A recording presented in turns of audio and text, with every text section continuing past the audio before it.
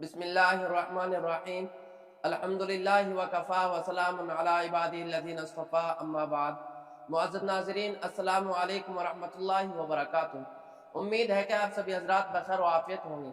जो हज़रात हमारे Arif media services YouTube channel के साथ नए हैं, उनसे गुजारिश है कि इस चैनल को सब्सक्राइब कर दें और इसकी लिंक अपने दोस्त अहबाब में खूब शेयर कीजिए ताकि हर आम व काम हर फर्द इससे फ़ायदा हासिल कर सके। Arif media services YouTube channel में आप हज़रात का खैर मकदम है।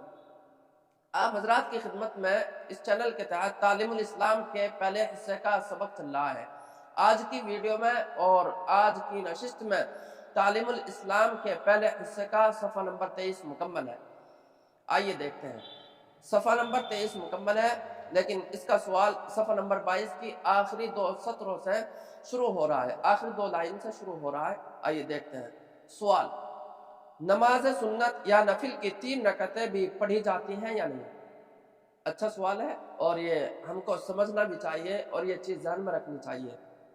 हमें इल्म होना चाहिए कि नमाज सुन्नत है या नमाज नफिल है, उसकी 3 रकअतें, जैसे नमाज फजर की 3 रकअतें होती हैं और इसी तरीके से नमाज वाजिब की 3 रकअतें होती हैं। नमाज फ़र्ज मगरिब में नमाज फ़र्ज मगरिब में 3 रकअत होती है। इसी तरीके से नमाज वाजिब में 3 रकअतें होती हैं वत्र की नमाज में। और इसी तरीके से जैसे फ़र्ज और वाजिब में 3 रकअतें होती हैं, क्या नमाज सुन्नत या नमाज नफिल में भी 3 रकअतें होती हैं या नहीं? अच्छा सवाल है। सवाल, नमाज सुन्नत या नमाज नफिल की 3 रकअतें भी पढ़ी जाती हैं या नहीं? जवाब, नमाज सुन्नत या नफिल की 3 रकअतें नहीं होती। नमाज सुन्नत या नमाज नफिल की 3 रकअतें नहीं होती। नमाज फ़र्ज या नमाज वाजिब ही 3 रकअतें होती हैं। 2 या 4 रकअतें ही पढ़ी जाती हैं।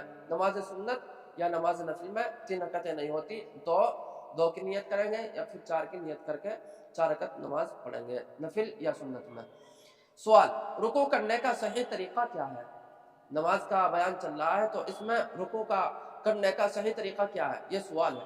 सवाल, रुकू करने का सही तरीका क्या है? जवाब, रुकू इस तरह करना चाहिए कि कमर और सर, जो कमर है और सर है, ये दोनों बराबर रहे, यानी सर न कमर से ऊंचा रहे न नीचा हो जाए और दोनों हाथ पसलियों से अलहदा रहे।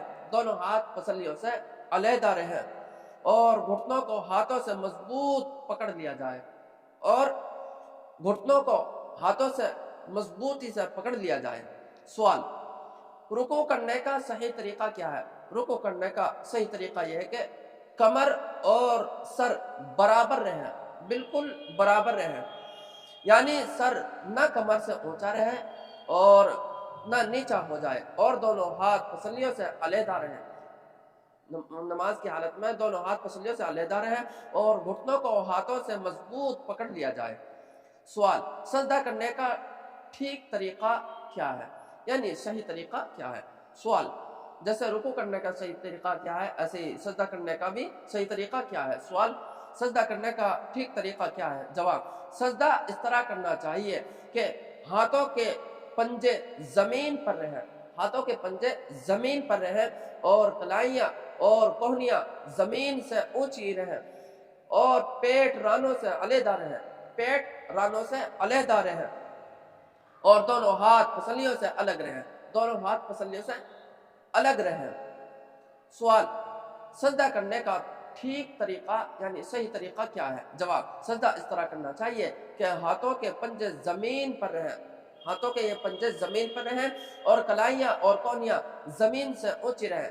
ये कलाई और कोहनी जमीन से ऊंची रहे और पंजे जमीन पर रहे और पेट रानों से अलहदा रहे, पेट रानों से अलहदा रहे और कोहनियाँ जमीन से ऊंची रहे और कोहनियाँ जमीन से ऊंची रहे। बहुत से आदमी क्या करते हैं, नमाज की हालत में जब सजदा करते हैं, सजदे की हालत में जमीन पर पंजे रखने के साथ में पूरी कोहनी यूं बिछा देते हैं, पूरी कोहनी नीचे ऐसे बिछा देते हैं। ऐसे नहीं, सिर्फ पंजा जमीन पर रहे और पीछे जो कोहनी है ये ऊपर उठ ही रहे, कोहनियाँ जमीन से ऊंची रहे और पेट रानों से अलहदा रहे और दोनों हाथ पसलियों से अलग रहे। سوال، نماز کے بعد انگلیوں پر شمار کر کے کیا پڑھتے ہیں؟ یہاں تک نماز مکمل ہو چکی ہے، سلام وغیرہ، السلام علیکم ورحمۃ اللہ، السلام علیکم ورحمۃ اللہ، یہاں سے نماز سے فارغ ہو چکے ہیں، نماز سے باہر ہو چکے ہیں۔ اب نماز کے بعد میں سوال ہے، سوال، نماز کے بعد میں انگلیوں پر شمار کر کے کیا پڑھتے ہیں؟ نماز کے بعد میں انگلیوں پر شمار کر کے یعنی گن کر کے کیا پڑھتے ہیں؟ کیا گنتی کرتے ہیں 1 2 3 5 7 یا کیا کرتے ہیں؟ کیا پڑھتے ہیں؟ جواب، سبحان اللہ 33 مرتبہ اور الحمدللہ 33 مرتبہ اور اللہ اکبر 34 مرتبہ پڑھتے ہیں، اور یہی پڑھنا چاہیے، اس کا بہت بڑا ثواب ہے۔ سوال، نماز کے بعد میں انگلیوں پر شمار کر کے انگلیوں پر گن کر کے کیا پڑھتے ہیں؟ جواب، سبحان اللہ 33 مرتبہ اور الحمدللہ 33 مرتبہ اور اللہ اکبر 34 مرتبہ پڑھنا چاہیے، اور یہی پڑھتے ہیں، اس کا بہت بڑا ثواب ہے۔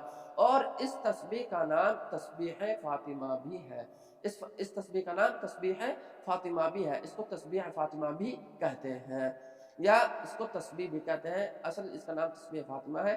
اور یہ ہر فرض نماز کے بعد میں، جیسے عصر کے بعد اور فجر کی نماز کے بعد، عام طور سے دو فرض نماز کے بعد میں پڑھتے ہیں جو معمول ہے، لیکن اگر آدمی فرض نماز کے بعد میں ہر فرض نماز کے بعد میں پڑھے یعنی 5 وقت پڑھے تو اس کا تب بھی ثواب اتنا ہی ہوگا، لیکن عام طور سے فجر کی نماز میں اور عصر کی نماز میں پڑھتے ہیں، اور 33 مرتبہ پڑھنا چاہیے، سبحان اللہ 33 مرتبہ، الحمدللہ 33 مرتبہ اور اللہ اکبر 34 مرتبہ پڑھنا چاہیے، اس کا بہت بڑا ثواب ہے۔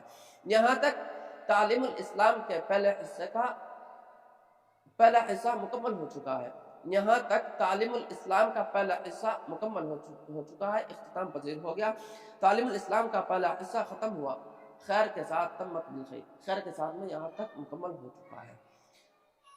آپ حضرات کو یہ سبق کیسا لگا، اور مکمل اسباق پڑھنے کے لیے ہم آپ کی خدمت میں یہ پیش کر دیں کہ جو ایپیسوڈ کے تحت نمبرات ہم نے اس چینل کے تحت ڈال رکھے ہیں، اسباق کئی قسطوں میں کئی ایپیسوڈ میں ڈال رکھے ہیں، وہاں پر آپ دیکھ سکتے ہیں مکمل تعلیم الاسلام کے اسباق کو۔